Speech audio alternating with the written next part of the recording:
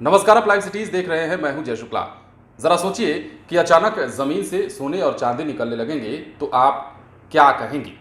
जाहिर है आप चौंक जाएंगे और सबसे पहले तो आप ये सवाल कर रहे होंगे कि हम ये बात क्यों कह रहे हैं। दरअसल बिहार के गोपालगंज जिले में ऐसा ही हुआ है।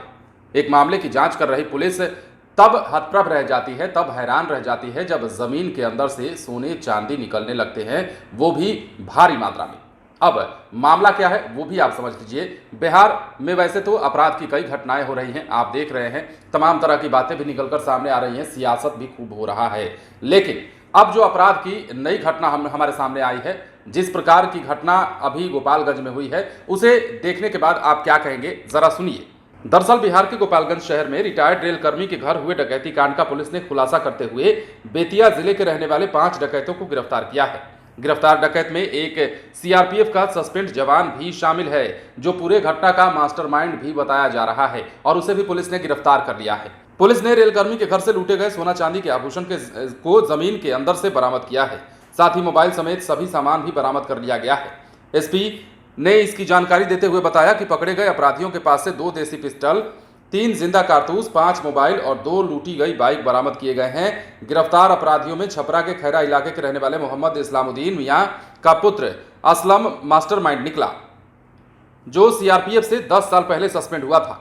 पुलिस से बचने के लिए डकैतों ने लूटे गए माल को बेतिया में ले जाकर छुपा दिया था और जमीन के अंदर बाकायदा गड्ढा करके छुपाया गया था, और उसी आभूषण को, उसी गहनों को बेचने की तैयारी की जा रही थी। लेकिन अब जो है, एक सूचना पर पुलिस ने इस मामले की जांच शुरू कर दी, और जांच करने के बाद जब पुलिस ने देखा तो क्या निकला, जमीन के अंदर से सोने और चांदी निकलने लगे, जो कि उसी रेलकर्मी के घर लूटे गए आभूषण थे, जिसमें इन लोगों की संलिप्तता है। दरअसल असलम अपने को सीआरपीएफ में 15 साल पूर्व जवान के रूप में कार्य करने को बता रहा है, जिसकी सत्यापन की जा रही है। साथ ही बेतिया पुलिस ने इन सभी के आपराधिक इतिहास के रिकॉर्ड भी मांगे हैं। अब विस्तृत रूप से जो है वो इस मामले की जांच की जाएगी और तह तक पहुंचा जाएगा। जानकारी अगर की माने तो असलम रेलकर्मी के घर पर ही किराएदार के रूप में रहता था। उसने डकैती की पूरी प्लानिंग बनाई और बेतिया से डकैतों को बुलाकर वारदात को अंजाम दिलवाया था। तो जिसके घर में किराएदार के रूप में ये असलम रहता था, जो सीआरपीएफ का रिटायर्ड जवान बताया जा रहा है, उसने उसी के घर में सेंध मरवा दिया, उसी के घर में डकैती की बड़ी घटना को अंजाम दिलवा दिया। और अब जब पुलिस ने मामले का खुलासा किया है तो चौंकाने वाले खुलासे हुए हैं, चौंकाने वाली तस्वीरें निकलकर सामने आई हैं।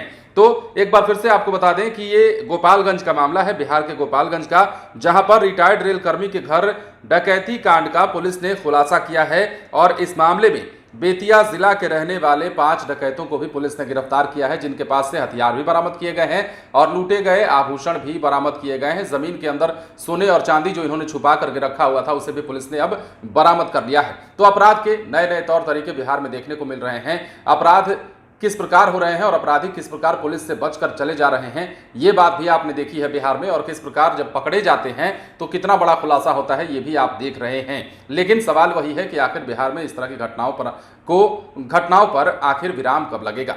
बने रहें लाइव सिटीज के साथ। यदि अब तक आपने हमारे चैनल को सब्सक्राइब नहीं किया है तो सब्सक्राइब कर लीजिए, ताकि हम आपको खबरों से अपडेट रख सकें। धन्यवाद।